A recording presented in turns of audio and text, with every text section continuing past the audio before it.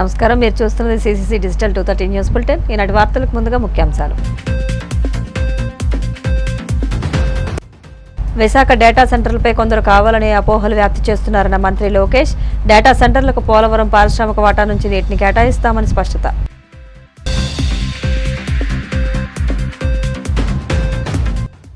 వయోవృద్ధుల సంక్షేమం, ఆరోగ్యం, జీవన ప్రమాణాల మెరుగుదలకు రాష్ట్ర వ్యాప్తంగా ప్రత్యేక డే కేర్ సెంటర్లను ఏర్పాటు చేయాలి. శాసనసభలో కాకినాడ రూరల్ ఎమ్మెల్యే పంతం నానాజీ విజ్ఞప్తి.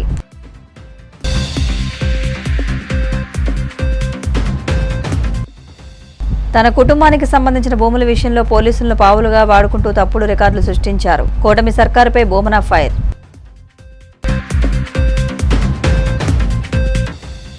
తిరుమల శ్రీవారిని దర్శించుకున్న రాజ్యసభ డిప్యూటీ చైర్మన్ హరివంశ నారాయణ సింగ్. ఆలయ మర్యాదలతో స్వాగతం పలికిన అధికారులు. విశాఖపట్నంలో ఏర్పాటు కానున్న డేటా సెంటర్లపై కొందరు ఉద్దేశపూర్వకంగా అపోహలు సృష్టిస్తున్నారని, వాటిని ప్రజలు నమ్మవద్దని మంత్రి నారా లోకేష్ విజ్ఞప్తి చేశారు. డేటా సెంటర్లకు అవసరమైన నీరు, విద్యుత్ సరఫరాపై ప్రభుత్వం స్పష్టమైన ప్రణాళికతో ఉందని, దీనివల్ల ప్రజలకు గానీ సాగునీటికి గానీ ఎలాంటి ఇబ్బంది ఉండదని అసెంబ్లీ వేదికగా ఆయన హామీ ఇచ్చారు. అసెంబ్లీ సమావేశాల్లో భాగంగా నెల్లిమర్ల ఎమ్మెల్యే లోకం మాధవి అడిగిన ప్రశ్నకు మంత్రి లోకేష్ సుదీర్ఘంగా సమాధానమిచ్చారు. కొంచెం నాకు కూడా సమయం ఇవ్వాలి అధ్యక్ష, ఎందుకంటే చాలా ఇంపార్టెంట్ క్వశ్చన్ ఇది. కేవలం ఇక్కడ ఉన్న సభ్యులకే కాదు, విశాఖపట్నంలో ఉన్న ప్రజలు కూడా సమాధానం చెప్పాల్సిన బాధ్యత ఒక ఐటీ శాఖ మార్చులుగా నా పైన ఉంది అధ్యక్ష. ఎందుకంటే గడిచిన కొన్ని రోజులుగా నేను చూస్తున్నా అధ్యక్ష, కావాలని కొంతమంది డేటా సెంటర్ల మీద అనేక అపోహలు సృష్టిస్తున్నారు అధ్యక్ష. వాస్తవంగా ప్రజలు కూడా ఒక విషయం ఆలోచించాలి అధ్యక్ష. గూగుల్ అన్న సంస్థ విశాఖపట్నానికి మేము వస్తున్నామని ప్రకటించిన తర్వాతనే ఐటీ సంస్థలని విశాఖపట్నం వైపు చూస్తున్నాయి అధ్యక్ష. దయచేసి ఇది అందరం గమనించాల్సిన అవసరం అధ్యక్ష. అండ్ అధ్యక్ష, రెండోది, ప్రతి వ్యక్తి ఈరోజు స్మార్ట్ ఫోన్ వాడుతున్నారు. ఆ స్మార్ట్ ఫోన్ లో AI is being powered by data centres. దయచేసి ఇది అందరూ గమనించాలి. It is being powered by data centres. మన సావరినిటీ కోసం ఇప్పుడున్న జియో పొలిటికల్ ఇష్యూస్ వల్ల భారతదేశంలో మనం data centres on hour soil మనం కావాల్సిన బాధ్యత మనందరి పైన ఉంది అధ్యక్ష. ఇక్కడ ఒక విషయం అధ్యక్ష, ఇది ఎందుకో నేను చాలా ఇంపార్టెంట్ ఇష్యూ అంటున్నానంటే, 1995లో గౌరవ ముఖ్యమంత్రి చంద్రబాబు నాయుడు గారు ఆనాడు అందరం ఐటీ నేర్చుకోవాలి, సెక్రటేరియట్ లో కూడా కంప్యూటరైజేషన్ రావాలని పిలిపించారు అధ్యక్ష. కంప్యూటరైజేషన్ ప్రక్రియలో ఒక ఎంప్లాయీ చనిపోయారు అధ్యక్ష. అంటే పనిచేస్తూ, అదేమి కంప్యూటర్ వల్ల చనిపోయింది కాదు, అక్కడ పనిచేస్తున్నారు కానీ గుండెపోటు వచ్చింది, పాపం చనిపోయారు అధ్యక్ష. అప్పుడున్న ప్రతిపక్షంలో ఉన్న వాళ్ళు ఏమన్నారంటే, కంప్యూటర్ రేడియేషన్ ఇస్తుంది, ఆ రేడియేషన్ వల్ల ఈ ఎంప్లాయీ చనిపోయారని ఆనాటి ప్రతిపక్షంలో ఉన్న వాళ్ళు ఆరోపణలు చేస్తాం జరిగింది అధ్యక్ష. కానీ అదే కానీ ఇన్నుంటే, ఆ రోజు ఆ మాట కానీ ఇన్నుంటే హైదరాబాద్ ఈ రోజు ఈ స్థాయికి వచ్చేది కాదు అధ్యక్ష. With all due respect everyone, data centre is also like that. ఇప్పుడు మీరు అన్నట్టు డేటా సెంటర్ విషయంకి వచ్చేగల ప్రధానంగా మేడం గారు ఒక 3-4 అంశాలపై చెప్పారు అధ్యక్ష. మొదటిది నీటి భద్రత గురించి చెప్పారు అధ్యక్ష. మళ్ళీ నేను అందరు గౌరవ సభ్యులందరూ చెప్తున్నాను, ఈరోజు గోదావరి నుంచి నార్మల్ ఇయర్ 5 years యావరేజ్ గా తీసుకుంటే సుమారుగా 3000 TMCలు బే ఆఫ్ బెంగాల్లోకి వృధా అవుతుంది అధ్యక్ష. మనం పోలవరం పెట్టి ఆ నీటిని ఇంపౌండ్ చేసి ఆ నీరుని గ్రావిటీ ద్వారా విశాఖపట్నానికి తీసుకొస్తున్నాం, అది అందరికి తెలిసిన విషయమే. ఈ రోజు మనం చేసేది ఏంటంటే మొత్తం data centre eco system mature అయ్యి 6.5 GW కెపాసిటీకి వస్తే సుమారుగా 3 TMC based on current technology అవసరం పడుతుంది. మళ్ళీ చెప్తున్నా, కరెంట్ టెక్నాలజీ ఆఫ్ టుడే అధ్యక్ష. నేను స్వయంగా డేటా సెంటర్స్ చూశాను. నేను పాలో ఆల్టోలో ఇంటెల్ ఏర్పాటు చేసిన డేటా సెంటర్కి వెళ్ళి చూశాను. అక్కడ మొత్తం ఎయిర్ కూల్ టెక్నాలజీ వాడుతున్నారు, not water cool technology. So technologies కూడా చాలా ఫాస్ట్గా ర్యాపిడ్గా ఎమర్జ్ అవుతున్నాయి, కొత్త టెక్నాలజీలు వస్తున్నాయి. వాటర్ వినియోగం కూడా తగ్గించుకుంటున్నారు, ఎనర్జీ అవసరాలు కూడా కంప్యూటర్ కెపాసిటీకి తగ్గించే టెక్నాలజీ ఈరోజు వస్తుంది అధ్యక్ష. అది నంబర్ 1. నంబర్ 2, పోలవరం నుంచి వస్తున్న నీరు ప్రత్యేకంగా విశాఖపట్నానికి డెడికేటెడ్ ఎలకేషన్ ఉంది. నంబర్ 1, దాంట్లో సిటీకి కావాల్సిన అవసరం అంటే ప్రజలకి కావాల్సిన అవసరాలు, అర్బన్ అవసరాలు 1, ఇండస్ట్రీకి కావాల్సిన అవసరాలు 2, 3వది రైతులకు కావాల్సిన అవసరాలు చాలా క్లియర్గా స్పష్టంగా దాంట్లో పొందుపరచడం జరుగుతుంది. ఇండస్ట్రీకి ఇస్తున్న నీరు నుంచే డేటా సెంటర్ నీరు మేము తీసుకుంటాం జరుగుతుంది, అది 2వది. 3వది, ఇప్పుడే చెప్పినట్లు కూలింగ్ టెక్నాలజీ కూడా మారుతుంది, అడ్వాన్స్ టెక్నాలజీస్ వస్తున్నాయి. దానివల్ల పర్ లీటర్ ఆఫ్ వాటర్ కి కూలింగ్ కి మెరుగైన టెక్నాలజీ వల్ల అవసరాలు కూడా తగ్గుతున్నాయి. 4వది వచ్చేగల అధ్యక్ష, దయచేసి గౌరవ సభ్యులు అందరం గమనించాల్సిన విషయం ఏంటంటే సిటీకి కావాల్సిన నీరు మొత్తం పోలవరం ద్వారా మేము అందిస్తున్నాం. That is our commitment, that is NDA government commitment. దాంట్లో ఎలాంటి సందేహం లేదు. It is a matter of another 18 months తప్పనిసరిగా గ్రావిటీ ద్వారా నీరు అందిస్తాం. ప్రత్యేకంగా డేటా సెంటర్స్కి వచ్చే గల డెడికేటెడ్ పైప్ లైన్స్ ద్వారా వాళ్ళకి నీరు అందిస్తున్నాం తప్ప ఎక్కడా సిటీ ఇన్ఫ్రాస్ట్రక్చర్ సిటీ నుంచి పైప్ లైన్స్ తీసుకుని వయోవృద్ధుల సంక్షేమం, ఆరోగ్యం, వారి జీవన ప్రమాణాల మెరుగుదలపై కాకినాడ రూరల్ ఎమ్మెల్యే పంతం నానాజీ శాసనసభలో ప్రసంగించారు. కేంద్ర ప్రభుత్వం కేటాయిస్తున్న నిధులను సద్వినియోగం చేసుకుంటూ వయోవృద్ధులకు మానసిక ప్రశాంతత, ఆహ్లాదకరమైన వాతావరణం, వైద్య, వినోద సౌకర్యాలు కల్పించేలా రాష్ట్ర వ్యాప్తంగా ప్రత్యేక డే కేర్ సెంటర్లను ఏర్పాటు చేయాలని ప్రభుత్వానికి విజ్ఞప్తి చేశారు. కాకినాడ రూరల్ నియోజకవర్గ పరిధిలోని పర్యాటక ఆహ్లాదకర కేంద్రమైన బోట్ క్లబ్ వద్ద కూడా డే కేర్ సెంటర్ను మంజూరు చేసి అందుబాటులోకి తీసుకురావాలని సభాముఖంగా కోరారు. అధ్యక్ష, మన రాష్ట్రంలో వయోవృద్ధుల సంఖ్య రోజు రోజుకి పెరిగిపోతుంది. ఆ నేపథ్యంలో అధ్యక్ష, వారి సంరక్షణ ఒక ముఖ్యమైన సామాజిక బాధ్యతగా తీసుకోవాల్సిన అవసరం ఉంది అధ్యక్ష. కుటుంబ వ్యవస్థలో వచ్చిన మార్పుల కారణంగా చాలా మంది వయోవృద్ధులు ఒంటరిగా జీవిస్తూ ఆరోగ్య సమస్యలు, మానసిక ఒత్తిడి, భద్రతా లోపాలు వంటి అనేక ఇబ్బందులు ఎదుర్కొంటున్నారు అధ్యక్ష. ఆ దిశగా 1999లో కేంద్ర ప్రభుత్వం వయోవృద్ధుల సంక్షేమం కొరకు ఒక పాలసీని కూడా రూపొందించింది అధ్యక్ష. ఆ నుంచి రాష్ట్రంలో స్థానిక సంస్థలు అటల్ వయో అభ్యుదయ యోజన పథకం కింద కేంద్ర ప్రభుత్వం అందించే నిధులతో డే కేర్ సెంటర్లు ఏర్పాటు చేయడంతో పాటు వాటిని నిర్వహించిన బాధ్యత కూడా స్థానిక సంస్థల మీద పెట్టింది అధ్యక్ష. అయితే అధ్యక్ష, మన రాష్ట్రంలో గమనించినట్లయితే ఎక్కడా కూడా ఈ డే కేర్ సెంటర్లు ఏర్పాటు చేసిన దాఖలు కనపట్లేదు అధ్యక్ష. ఈ డే కేర్ సెంటర్స్ ద్వారా వయోవృద్ధులకు రెగ్యులర్ మెడికల్ చెకప్స్, విశ్రాంతి మరియు వినోద సౌకర్యాలు, అంటే పిల్లలు ఉద్యోగాల నిమిత్తం వాటి నిమిత్తం బయటకు వెళ్ళిపోయినప్పుడు పొద్దున్న సాయంత్రం దాకా ఉంటారు కాబట్టి ఆ సమయంలో ఈ కార్యక్రమాలు, యోగా కార్యక్రమాలు, బుక్ రీడింగ్స్ వంటి కార్యక్రమాల ద్వారా వారి మానసిక ఆరోగ్యం కూడా మెరుగుపడే అవకాశం ఉంది అధ్యక్ష. అలాగే ఈ సెంటర్స్ నిర్వహణ ద్వారా వారి యొక్క కుటుంబ సభ్యులు కూడా ఒక భరోసా కల్పించే అవకాశం ఉన్నది అధ్యక్ష. దీనిలో భాగంగానే కాకినాడ రూరల్ నియోజకవర్గం గల సీనియర్ సిటిజన్స్ ఆర్గనైజేషన్ ద్వారా స్థానికంగా ఉన్న బోట్ క్లబ్ లో డే కేర్ సెంటర్ ఏర్పాటు చేయించవలసిందిగా వాళ్ళు కోరుతా ఉన్నారు అధ్యక్ష. కావున అధ్యక్ష, రాష్ట్రంలో ఉన్న సీనియర్ సిటిజన్స్ యొక్క శ్రేయస్సు కొరకు, అలాగే వారి యొక్క మెరుగైన జీవన ప్రమాణాల కొరకు డే కేర్ సెంటర్స్ చాలా ఉపయోగకరంగా ఉంటాయనే విషయాన్ని తమ ద్వారా గౌరవ ముఖ్యమంత్రి, ఉప ముఖ్యమంత్రి వారికి దృష్టికి తీసుకొస్తూ కేంద్ర ప్రభుత్వ నిధులతో డే కేర్ సెంటర్స్ ని ఏర్పాటు చేసి చర్యలు తీసుకోవాల్సిందిగా కోరుతా ఉన్నాం అధ్యక్ష. మనం అందరూ కూడా ఎప్పుడొకప్పుడు మళ్ళీ వృద్ధులవుతాం. అప్పుడు మనందరికీ కూడా అవసరమైంది కాబట్టి దీన్ని దృష్టిలో పెట్టుకుని మీరు దీన్ని వెంటనే ముఖ్యమంత్రి గారికి, ఉప ముఖ్యమంత్రి గారి దృష్టికి తీసుకెళ్లాల్సిందిగా కోరుతున్నాను అధ్యక్ష. రాష్ట్రంలో కూటమి ప్రభుత్వం అధికారంలోకి వచ్చిన తర్వాత చంద్రబాబు, నారా లోకేష్ల ఆదేశాలతో రెడ్ బుక్ రాజ్యాంగం నడుస్తోందని వైసీపీ రాష్ట్ర అధికార ప్రతినిధి బోమన కరుణాకర్ రెడ్డి తీవ్ర స్థాయిలో ధ్వజమెత్తారు. తిరుపతిలోని తన నివాసంలో ఏర్పాటు చేసిన మీడియా సమావేశంలో ఆయన మాట్లాడారు. గత 2 సంవత్సరాల 3 నెలలుగా రాష్ట్ర వ్యాప్తంగా వైసీపీ నాయకులు, కార్యకర్తలపై కక్షపూరితంగా తప్పుడు కేసులు బనాయిస్తూ జైళ్లకు పంపుతున్నారని మండిపడ్డారు. తన కుటుంబానికి సంబంధించిన భూముల విషయంలో హైకోర్టు ఆదేశాలను సైతం లెక్క చేయకుండా పోలీసులను పావులుగా వాడుకుంటూ తప్పుడు ఎఫ్ఐఆర్లు సృష్టించారని దుయ్యబట్టారు. పత్రిక ఈనాడులో కూడా ప్రముఖంగా రాశారు. తప్పు జరిగిందని సవరించుకొని నా మీద సంబంధిత ఒక ప్రైవేట్ వ్యక్తి అని చెబుతూ అతని చేత ఒక కంప్లైంట్ తీసుకొని కేసు రిజిస్టర్ చేశారు. అది కూడా ఏంటి, సేమ్ క్రైమ్ నంబర్ మీద 253/2026 పేరు మీద నా మీద రిజిస్టర్ చేశారు. ఎలా? ఇక్కడ ఇంకా తమాషైన విషయం, దీనికి సంబంధించిన SHO ఎవరైతే ఉన్నారో అంటే పోలీస్ స్టేషన్ CI పిలిచాను, అతన్ని సముదాయించో చంద్రబాబు, లోకేష్ గారు డీజీపీ చేత బెదిరించో ఒక ఛార్జ్ మెమో ఇష్యూ చేశారు CIకి. మళ్ళీ మేము చూసుకుంటాంలే, నువ్వు భయపడద్దు అని. కానీ ప్రస్తుతానికి తప్పదు, ఇది కలెక్టర్ మీద కంప్లైంట్ ఇప్పించటం అన్నది ఏదో పొరపాటు జరిగినట్టుగా ఉంది అని ఆయనకు ఛార్జ్ మెమో ఇచ్చి ఆయన చేత ఆయన ఏం చేశాడు, ఆయన సబ్మిటెడ్ అని నా మీద మరో కేసు రిజిస్టర్ చేసి the allegation pertains to the land situated in survey number 478 of Thanapalli village, Tirupati Rural Mandal, in pursuance of the above instructions of SP, I verified the locus standi of the person competent to lodge a complaint and report in respect of the allegations, and accordingly I secured Sri Cherukuri Venkata Prasad, stated to be the owner and person concerned with the subject properly.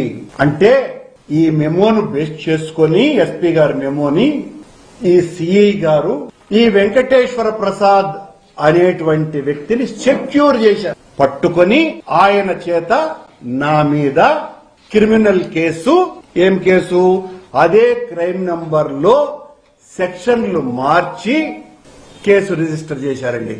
ఎలా, time ఏం రాసినారు, మొదటిది collector ఇచ్చినటువంటి complaint on 12, మళ్లీ ఈ వెంకటేశ్వర ప్రసాద్ నాయుడు అనేటువంటి వ్యక్తి చేత ఇచ్చినటువంటి కంప్లైంట్ కూడా 12వ తారీఖునే, మొదటి కేసు రిజిస్టర్ చేసింది 12వ తారీఖున సాయంకాలం 5 గంటలకి. అంత తమాషా అనిపిస్తుంది, ఎంత దుర్మార్గమో కూడా ఇందులో దాగుంది. కలెక్టర్ ఇచ్చిన కంప్లైంట్ మీద కేసు రిజిస్టర్ చేసింది 12వ తారీఖు సాయంత్రం 5 గంటలకి. ఆ తర్వాత మార్చుకొని కంప్లైంట్ 12వ తారీఖునే అని 12వ తారీఖున 5 గంటలకే కొత్త ఎఫ్ఐఆర్ సేమే కొత్త సెక్షన్ తో కేసు రిజిస్టర్ చేశారు. ఇక్కడే అసలు మెలికున్నది. నేను ఒక ప్రశ్న ఎప్పుడే వేసేస్తున్నా, లోకేష్ రెడ్ బుక్ రాజ్యాంగం ఎలా నడుస్తుంది అని చెప్పడానికి. ఇందులో చాలా స్పష్టంగా ఆ SHO I secured Shri Cherukuri Venkata Prasad అని ఆ ఎఫ్ఐఆర్ లో ఉన్నది. అంటే పట్టుకున్నాడు. పట్టుకొని 12వ తారీఖు సాయంత్రం కేసు పెట్టినాము అని అన్నారు. నేను ఒక సవాల్ విసురుతున్నా ఇక్కడ. 12వ తారీఖున నిజంగా అతన్ని పట్టుకున్నారు మీరు. పట్టుకొని కేసు 12వ తారీఖు సాయంత్రమే రిజిస్టర్ చేసి ఉంటే తిరుచానూరు పోలీస్ స్టేషన్ లో సీసీ కెమెరాలలో రికార్డు అయ్యుంటుంది. కనుక లోకేష్ కి నేను పోలీసు వాళ్ళని కూడా ఏమైనా, పోలీసు వాళ్ళు పూర్తిగా పాపం ఆ ప్రభుత్వానికి లొంగిపోయే పని చేసినారు కాబట్టి ఛాలెంజ్ విసురుతున్నా, ఆ సాయంత్రం 5 గంటలప్పుడు అతను వచ్చినట్టుగా సీసీ కెమెరాలలో బయట పెట్టగలరా? కానీ మాకు పోలీసు వాళ్ళు ఎంత. మెగాస్టార్ చిరంజీవి పుట్టినరోజు వారోత్సవాలను పురస్కరించుకుని పశ్చిమ గోదావరి జిల్లా నరసాపురం తెలగ కళ్యాణ మండపంలో చిరు, పవన్ అభిమానులు రక్తదాన శిబిరం నిర్వహించారు. కార్యక్రమానికి కాపు కార్పొరేషన్ చైర్మన్ కొత్తపల్లి సుబ్బారాయుడు, మాజీ ఎమ్మెల్యే కొత్తపల్లి జానకిరాం, ఆర్డీఓ దాసిరాజు, సూర్య కళాశాల కరస్పాండెంట్ ఘంటసాల బ్రహ్మాజీ ముఖ్య అతిథులుగా హాజరయ్యారు. చిరు, పవన్ యూత్ నియోజకవర్గ ప్రెసిడెంట్ పోలిశెట్టి సాంబా, సెక్రటరీ చెన్నంశెట్టి నాగు కేక్ కట్ చేసి అభిమానులకు పంచారు. ఈ సందర్భంగా కొత్తపల్లి జానకిరాం మాట్లాడుతూ చిరంజీవి అభిమానులు రక్తదాన కార్యక్రమంలో ముందుంటారని అన్నారు. నియోజకవర్గంలో తాగునీటికైనా లోటు ఉంటుందేమో కానీ రక్తదానం చేసేవారు లోటు ఉండరని ప్రశంసించారు. ఈ కార్యక్రమంలో కోటిపల్లి సురేష్, కోపల్లి శ్రీనివాస్, దివి సత్యన్, కర్ర శ్రీను, చిరు, పవన్ అభిమానులు పాల్గొన్నారు. ఈ నెల 22వ తారీఖున మెగాస్టార్ చిరంజీవి గారి యొక్క పుట్టినరోజు కార్యక్రమాన్ని పురస్కరించుకొని నర్సాపురం నియోజకవర్గంలో చిరంజీవి ఫ్యాన్స్ వారం రోజుల పాటు చిరంజీవి గారి యొక్క పుట్టినరోజు వారోత్సవాలని ఘనంగా నిర్వహిస్తున్నారు. దాంట్లో భాగంగానే ఈరోజు ప్రత్యేకంగా రక్తదాన శిబిరాన్ని ఏర్పాటు చేసి ఈ కార్యక్రమాన్ని కూడా విజయవంతంగా నిర్వహిస్తున్నటువంటి ప్రత్యేకంగా ఎవరైతే మన చిరంజీవి ఫ్యాన్స్ మన నిరోధ స్థాయి, అదేవిధంగా రాష్ట్ర స్థాయి నాయకులు వీళ్ళందరూ కూడా ఉండి కార్యక్రమాన్ని విజయవంతం చేసినందుకు వారికి నా తరపున ప్రత్యేకమైన హృదయపరమైనటువంటి అభినందన తెలియపరుస్తున్నా. ఈ రక్తదానం ఇవ్వటం మూలాన్ని ఒకసారి రక్తం ఇస్తే ఇది చాలా మంచిది, హెల్త్ పరంగా కూడా అని వాళ్ళకి తెలియజెప్పి వాళ్ళకి ఎటువంటి చిన్నపాటి ఇబ్బంది కూడా లేకుండా ఎంతో చక్కగా ఈ రక్తదాన శిబిరాన్ని రక్తం తీసే కార్యక్రమం నిర్వహిస్తున్నటువంటి మన ఆపద్బంధు స్టాఫ్ ఎవరైతే ఉన్నారో వారందరూ కూడా ప్రత్యేకమైనటువంటి హృదయపూర్వకమైనటువంటి అభినందనలు తెలియపరుస్తున్నా. ముఖ్యంగా మరి చిరంజీవి గారి గురించి మనందరికీ కూడా తెలుసు.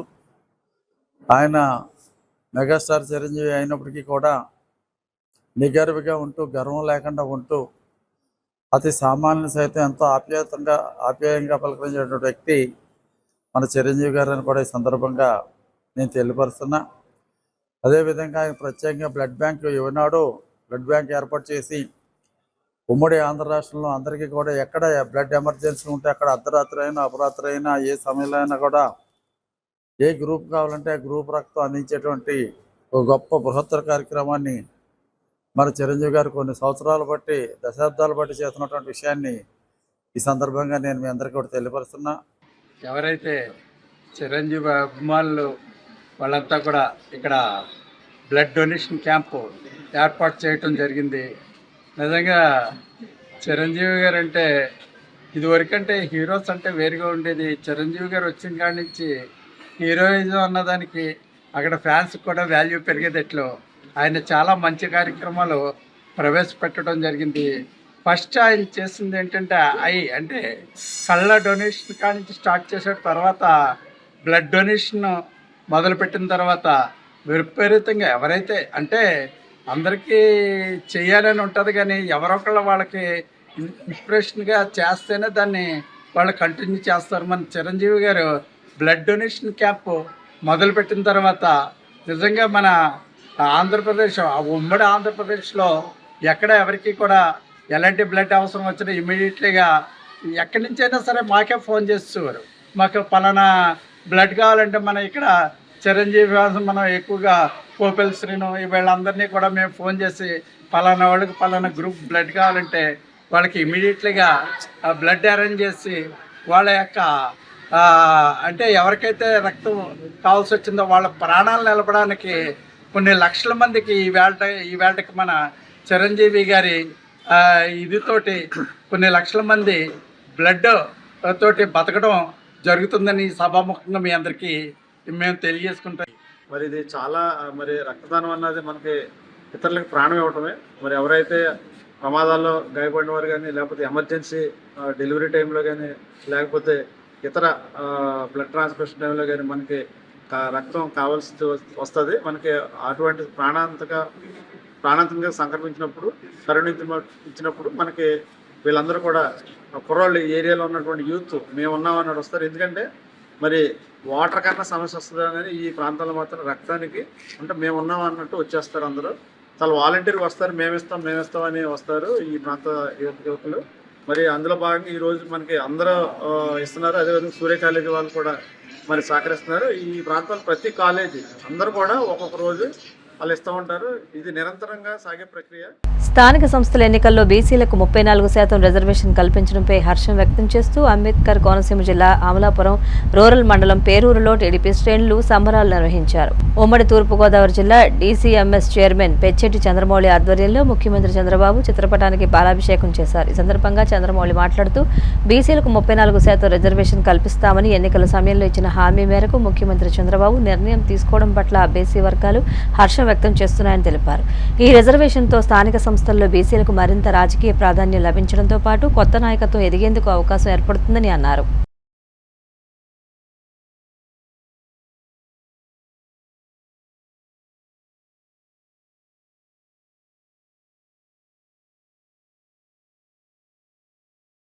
మరి ఏదైతే తెలుగుదేశం పార్టీ జాతీయ అధ్యక్షులు, ఆంధ్రప్రదేశ్ రాష్ట్ర ముఖ్యమంత్రి వర్యులు నారా చంద్రబాబు నాయుడు గారు, జనసేన పార్టీ అధ్యక్షులు, రాష్ట్ర ఉప ముఖ్యమంత్రి వర్యులు పవన్ కళ్యాణ్ గారు, అదేవిధంగా బీజేపీ సహకారంతో నడుస్తున్నటువంటి కూటమి ప్రభుత్వం ఏదైతే ఉన్నదో ఈ కూటమి ప్రభుత్వం ఎన్నికల మేనిఫెస్టోలో క్లియర్గా మేము అధికారంలోకి వస్తే గతంలో ఏదైతే వైఎస్ఆర్సిపి ప్రభుత్వం ముఖ్యమంత్రి జగన్మోహన్ రెడ్డి ఉన్నారో ఆ ప్రభుత్వంలో ఏదైతే బీసీలకు స్థానిక సంస్థల రిజర్వేషన్లో 34% ఉన్నటువంటి రిజర్వేషన్ని 24% తగ్గించి ఆ రోజున బీసీలకి తీరని అన్యాయం చేసినటువంటి ప్రభుత్వం ఏదైనా ఉందంటే జగన్మోహన్ రెడ్డి ప్రభుత్వం. దాని మీద ఆనాడు ప్రతిపక్ష నాయకుడిగా ఉన్నటువంటి చంద్రబాబు నాయుడు గారు, ఇతర పార్టీలు కూడా ఆ రోజున ఆందోళన చేయటం, కోర్టులకు వెళ్ళినప్పటికీ కూడా ఆ రోజున ఫలితం దక్కలేదు. మరి నిన్న అసెంబ్లీలో కేబినెట్ సమావేశంలో ఈ బీసీలకి 34% రిజర్వేషన్ కల్పించడం అన్నది నిజంగా మాకు అందరికి కూడా ఆనందంగా ఉంది. మన బీసీలందరికీ కూడా, అన్ని కులాల వారికి. మరి ముఖ్యంగా ముందుగా మీ పత్రికా విలేకరులకి ధన్యవాదాలు తెలియజేస్తున్నాను. అంచేత ఏంటి పూర్వం ఎన్టీ రామారావు గారు ఏ విధంగా అయితే బీసీలను ఆదరించాడో అదేవిధంగా మరి ఈ చంద్రబాబు నాయుడు గారు కూడా లాస్ట్ ఒక 5 సంవత్సరాలు అడ్డంకులు వచ్చినా సరే మరి జగన్మోహన్ రెడ్డి గారు ఈ బీసీల పట్ల మాటల వరకు ప్రేమ, శాతంలో మాత్రం శూన్యం. ఆయనకి 24% చేసి మా బీసీలందరినీ కూడా అనేకమైన వేల సంఖ్యలో ఇప్పుడు చెప్పారు చంద్రమౌళి గారు, పదవులన్నీ కోల్పోయేలా చేయడం జరిగింది జగన్మోహన్ రెడ్డి గారు. మళ్ళీ అప్పుడు ఎన్నికల మేనిఫెస్టోలో కానీ ఎన్నికల ప్రచారంలో కానీ చంద్రబాబు నాయుడు గారు ఏ విధంగా అయితే బీసీలకు హామీ ఇచ్చారో అదే విధానాన్ని మరి వెంటనే ఈ స్థానిక సంస్థలు రాకముందు ఆయన మరి 34% చేయడం అన్నది మా బీసీ వర్గాల అందరిలో కూడా ఆనందదాయకంగా ఉంది. మేమందరం కూడా మరి చంద్రబాబు నాయుడు గారు కూటమి ప్రభుత్వానికి, పవన్ కళ్యాణ్ గారికి, అలాగే బీజేపీకి, వీళ్ళందరికీ కూడా మేము మా ఈ యొక్క బీసీ కులాల వారు అందరూ కూడా ధన్యవాదాలు తెలియజేస్తున్నాం. మరి అందరూ ప్రజలు కూడా ఈ బీసీలో ఉన్నటువంటి అన్ని వర్గాలు కూడా ఆలోచించాలి. మరి ఇప్పుడు ఈరోజు మరి చంద్రమౌళి గారు ఇటువంటి ఒక ఘనమైన ఇక్కడ భద్రగా సమావేశం ఏర్పాటు చేశారు. దానికి కారణం ఏంటి అంటే నిన్నటివరకు ఉన్న బీసీలకి 24% చేసి ఇవాళ జగన్మోహన్ రెడ్డి ఎన్నో రకాల అన్యాయం చేశాడు. అటువంటిది ఆ 24% 34% చేసి నిన్న అసెంబ్లీలో తీర్మానం చేసి మరి బీసీలకి ఎంతో న్యాయం చేశారు. మొదటి నుంచి కూడా ఈ రిజర్వేషన్స్ అనేది మహానుభావులు, కీర్తిశేషులు స్వర్గీయ ఎన్టీ రామారావు గారు ముఖ్యమంత్రి అయిన తర్వాత ఆయన 20% రిజర్వేషన్స్ బీసీలు తీసుకొచ్చి ఇవాళ బీసీలందరినీ కూడా ఒక రకంగా వీధిలోకి తీసుకొచ్చిన మహానుభావులు ఎవరు అంటే మా ఎన్టీ రామారావు గారు. తర్వాత 1995లో మన నారా చంద్రబాబు నాయుడు గారు ముఖ్యమంత్రి అయిన తర్వాత ఆ 20% 34% బీసీ రిజర్వేషన్లు చేసి మరి ఎంతో ఘనమైన కీర్తి సంపాదించుకున్నారు ఆ రోజుల్లో బీసీల విషయంలో. అటువంటిది ఆ బీసీలు 34% ఏదైతే ఉందో దాన్నే 2001 ఎలక్షన్స్ అవనండి, 2006 ఎలక్షన్స్ అవనండి, 2013 ఎలక్షన్స్ అవనండి, అన్నీ కూడా 3 ఎలక్షన్ 34% ప్రకారంగానే రిజర్వేషన్స్ అన్ని అమలు చేస్తూ అన్ని రకాల రాజకీయ పదవులన్నీ కూడా ఎన్నో వేల మంది ఇవాళ పొందారు అంటే మహానుభావులు ఇవాళ మనకు నారా చంద్రబాబు నాయుడు గారిని మనం చెప్పుకోవాలి. కలియుగ ప్రత్యక్ష దైవం తిరుమల శ్రీ వెంకటేశ్వర స్వామి వారిని రాజ్యసభ డిప్యూటీ చైర్మన్ హరివంశ నారాయణ సింగ్ దర్శించుకున్నారు. స్వామివారి సుప్రభాత సేవలో పాల్గొని మొక్కులు చెల్లించుకున్నారు. దర్శనానంతరం వీరికి రంగనాయకుల మండపంలో వేద పండితులు వేద ఆశీర్వచనం అందించగా ఆలయ అధికారులు స్వామివారి తీర్థప్రసాదాలు అందజేసి పట్టు వస్త్రంతో సత్కరించారు.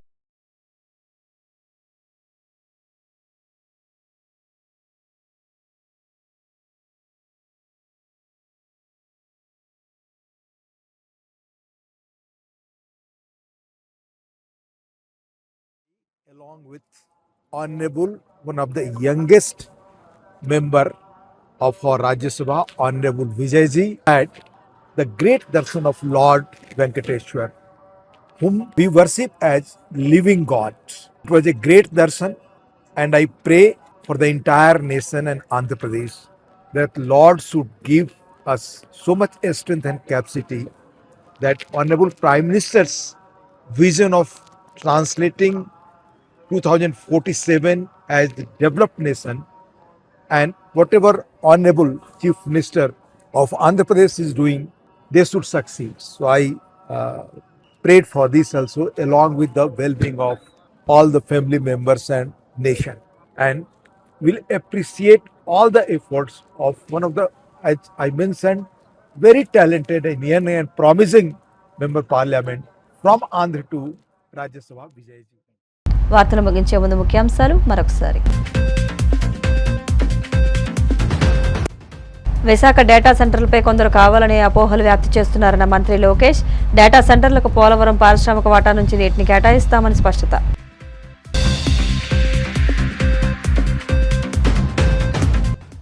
వయోవృద్ధుల సంక్షేమం, ఆరోగ్యం, జీవన ప్రమాణాల మెరుగుదలకు రాష్ట్ర వ్యాప్తంగా ప్రత్యేక డే కేర్ సెంటర్లను ఏర్పాటు చేయాలి. శాసనసభలో కాకినాడ రూరల్ ఎమ్మెల్యే పంతం నానాజీ విజ్ఞప్తి.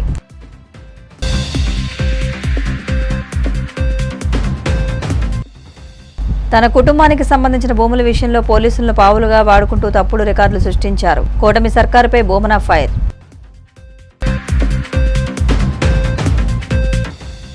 తిరుమల శ్రీవారిని దర్శించుకున్న రాజ్యసభ డిప్యూటీ చైర్మన్ హరివంశ నారాయణ సింగ్. ఆలయ మర్యాదలతో స్వాగతం పలికిన అధికారులు.